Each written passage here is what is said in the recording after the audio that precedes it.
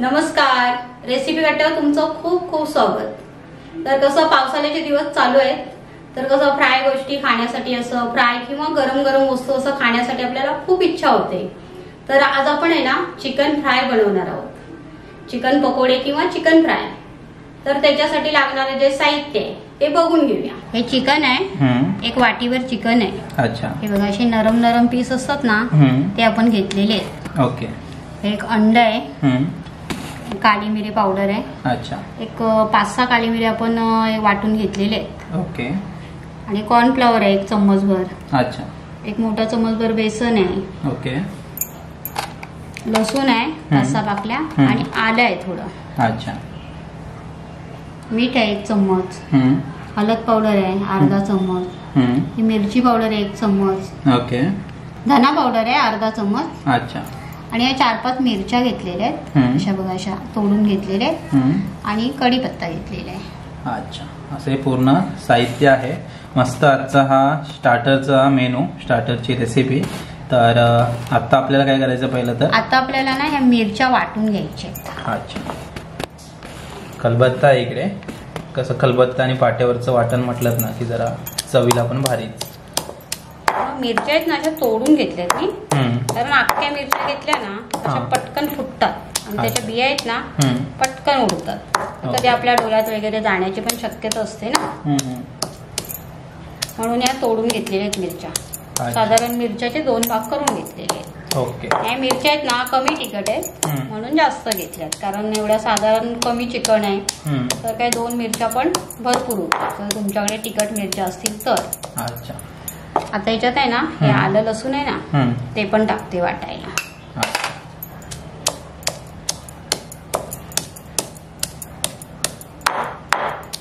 मी एकदम अशी पेस्ट करणार नाहीये, थोडस जाडसरच असं वाटून घेणार आहे। अच्छा, हे तुम्ही जर मिक्सरला वाटलत ना तरी हरकत नाही। असं काही खलबत्त्यात वाटलं पाहिजे किंवा पाट्यावर वाटलं पाहिजे असं काही जरुरी नाहीये। माझ्याकडे आहे खलबत्ता म्हणून मी वाटून घेते। वाटून झालेलं आहे बघा, तर आता आपण हे काढून घेऊया। ओके,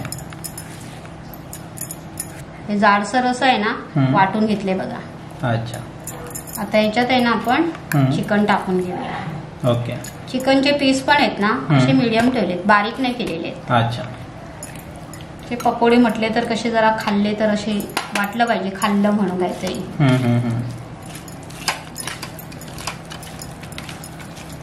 आता ह्याच्यात आहे ना आपण अंड टाकूया। अंड मी धुवून घेतलेलं, कारण अंड कसं आपण बाहेरून आणतो कधी असं फोडताना पडण्याची शक्यता असते ना, म्हणून मी धुवून घेतलेलं। अच्छा, तर मीठ टाकते। ओके, कढीपत्ता घेतलेला ना, कढीपत्त्याची पानं आहेत ना अशी तोडून टाकते बघा। अच्छा, खूप मस्त स्मेल येतो, एकदम भारी लागतंय। असं अख्खा टाकला तर कसं आपण काढून टाकतो कढीपत्ता, खात नाही। हळद पावडर टाकते। ओके, ही गडशी बंधून मिरची पावडर आहे तीही टाकते, धना पावडर, काली मिरी पावडर, आणि हे कॉर्नफ्लॉवर। अच्छा, हे सर्व आहे ना एकत्र करून घ्यायचं आपण।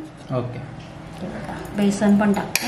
अच्छा, सर्व एकत्र केलेलं आहे। आता आहे ना आपण मस्त असं ह्याला एकदम असं एकजीव करून घ्यायचं। ओके, त्यात काय पाणी टाकायची गरज नाही, आपण अंड टाकलेलं आहे ना म्हणून पाणी टाकायची गरज नाही।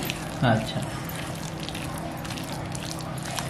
तर तुम्हाला तिखट अजून पाहिजे असेल तर तुम्ही मिरची पावडर जास्त पण टाकू शकता।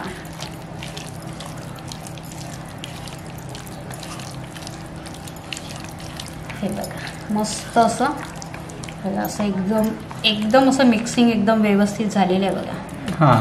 तर हे आहे ना आपण एक 10-15 मिनिटं आहे ना ठेवूया। ओके, त्याच्यानंतर आपण फ्राय करूया। बरं, तेल गरम करायला ठेवलेलं आहे आणि तेल गरम ही झालेलं आहे। गॅस आहे ना मीडियम आहे। तर आहे ना हे बघा एक 15 मिनिटं झालेली आहेत। तर तुम्हाला जर हाताने टाकायचं असेल ना तर हाताने टाकू शकता किंवा असं चम्मचनी पण टाकू शकता तुम्ही। अच्छा, तर हे बघा असं आहे ना अलगद असं टाकायचं। ओके, आणि गॅस आहे ना मीडियम ठेवायचा, कारण ह्याला शिजायला थोडासा टाइम जातो। अच्छा, असं टाकायचं।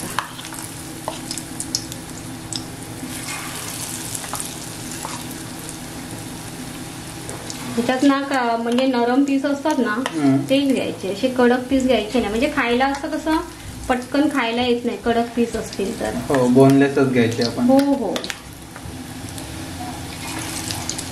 चमच्याने सोडताय किंवा हाताने सोडताय तर ऍक्च्युली स्लोच सोडायचं, जेणेकरून तेल उडणार नाही. हे साधारण आहे ना एक 5-6 मिनिटं तरी ह्याला चांगलं शेकू द्यायचं. अच्छा. एक साइड तरी एकदम 5-6 मिनिटं तरी व्यवस्थित शेकल्या गेली ना तर ते म्हणजे अशी खुसखुशीत आणि एकदम कुरकुरीत छान होते असं. अच्छा. तर एक बाजू आहे ना की व्यवस्थित बघा शेकल्या गेली अशी, तर अशी आपण पलटी करून घेऊया. हे ओके. दुसरी बाजू पण व्यवस्थित अशी शेकल्या गेली. हे एकदम झटपट आहे एकदम असं. हो. हे काय जास्त सामान पण लागत नाही आणि खायला पण छान लागतं असं. हो, नाश्त्यामध्ये कधी जर तुम्हाला पटकन काही चिकनचं बनवायचं असेल तर या पद्धतीने तुम्ही हा नाश्ता बनवू शकता. नाश्ता किंवा आपण जेवताना पण आपण ग्रेव्ही बनवतोच ना, तर त्याच्यावर हे पण असं छान लागतं असं. हो. हे बघा दुसरी बाजू पण आहे ना मस्त आहे बघा, शेकल्या गेले बघा.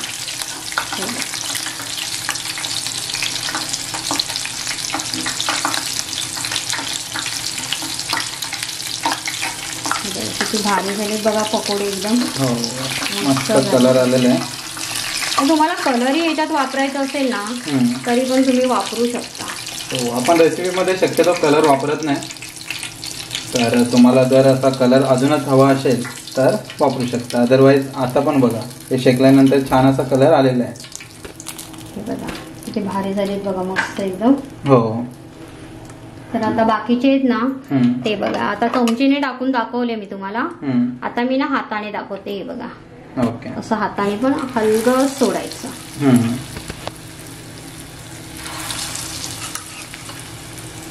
म्हणजे तुम्हाला हाताने जमलं नाही तर चमचीने करू शकता, किंवा चमचीने जमत नाही तर हातानेही करू शकता. हे बघा. हो. हाताने सोडतो ना आपण तेव्हा कसं आपण एक प्रॉपर एकदम त्याचा मसाला असतो ना तो आपण असा व्यवस्थित टाकू शकतो, आणि चमचीने सोडतो ना तेव्हा अलगद फक्त पीस येतो आपल्याकडे. हो. अशा प्रकारे आहे ना हे सर्व आपण फ्राय करायला ठेवलेलं आहे.